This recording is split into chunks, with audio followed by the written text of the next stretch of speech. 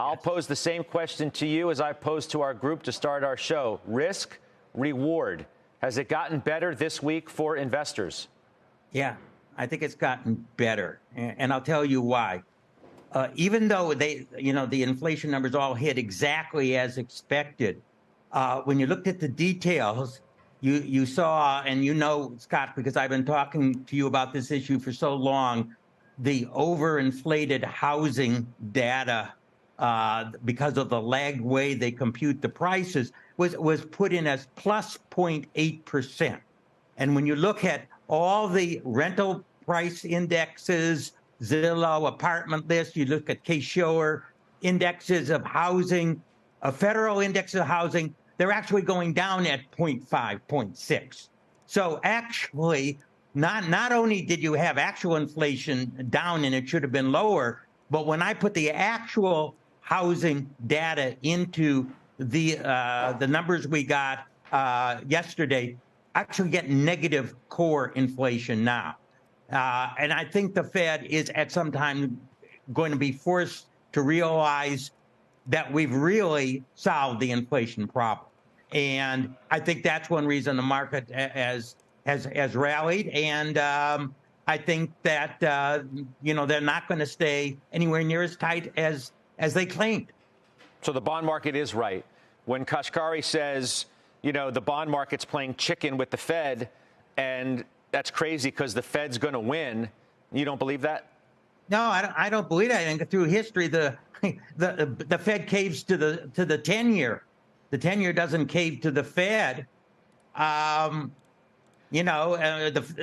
market knows better than the Fed what is actually going to happen. They say inflation is slowing down, and likely the economy is going to be slowing down. I still think there's a chance to avoid a recession if they pivot. I hope. It looks like 25 basis points Feb 1. That should be the last one. Actually, the one that we had in December should have been the last one, but I'm not going to quibble about 25 basis points. Inflation on a forward-looking basis is very low. And as I said, I think that Powell's over-concern about wages, which have not caught up to inflation over the last 2.5 years since COVID struck,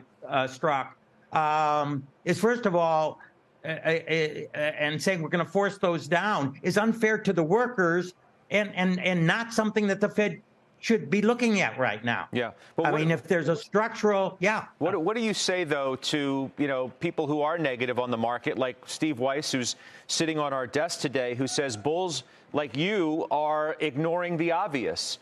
And on top of that, not paying attention to the very history in which you have studied for decades, and that what the Fed has already done is going to take a toll. We just haven't seen it yet.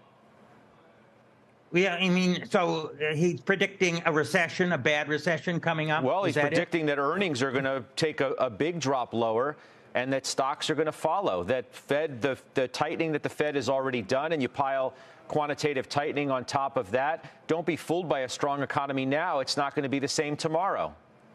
Already, earnings already this year are not above last year. On a year-to-year basis, I think we're just about flat. Normally, when you talk about, a recession year, you're off of a boom year of actual earnings. We haven't had a boom year of earnings this particular year. And so maybe. So I don't know what he expects earnings basically to be. Look, if they go down to $200 on the S&P 500, my studies have shown that the right PE ratio for a recession level of earnings, now this isn't a normal level of earnings, is actually 20 to 22 or even 24, not 16, 17, or 18. That's for a normal level of earnings. So yes, if we have if the worst case scenario goes and you have a recession for a year or two, and for 2 years you have depressed earnings, and then it jumps all the way back, I think the market's already positioned for that.